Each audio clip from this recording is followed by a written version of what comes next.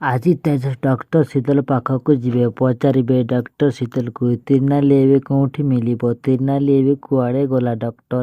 ଆଉ ସତ କଥା କ'ଣ? ଡକ୍ଟର ଶୀତଲ କହିଦେବେ ତିର୍ନାଲିଙ୍କର ଅପରେସନ୍ ହୋଇନଥିଲା। ସେଇ ରିପୋର୍ଟକୁ ମ୍ୟାନିପୁଲେଟ୍ କରାଯାଇଥିଲା। ଭବାନୀ ଦେବୀ ଏମିତି ସିଚୁଏସନ୍କୁ ବୁଲାଇ ଦେଇଥିଲେ ଯେ ତିର୍ନାଲି ସବୁ କଥାରେ ମିଛ ଲାଗିଲା। ତିର୍ନାଲି କାହାକୁ ମିଛ ନ କହି ସବୁ କଥା ନିଜର ଉପରେ ସବୁ ନେଇଗଲା।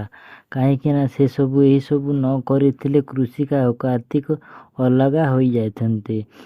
ତିର୍ନାଲି ଏହିସବୁକୁ ବଞ୍ଚାଇବା ପାଇଁ ତିର୍ନାଲି ନିଜେ ସବୁ ବଳିଦାନ ଦେଇଥିଲେ। ତେଜସ୍ ଯେତେବେଳେ ଡକ୍ଟର ଶୀତଲ ପାଖକୁ ଯାଇଥିଲେ ସହିତ କଥା ହେଉଥିଲେ, ତିର୍ନାଲି ସେତେବେଳେ କବାଟ ପଛରେ ଶୁଣୁଥିଲେ। ତେଜସ୍ ତିର୍ନାଲିକୁ ଦେଖିପାରିବ କି ନାହିଁ?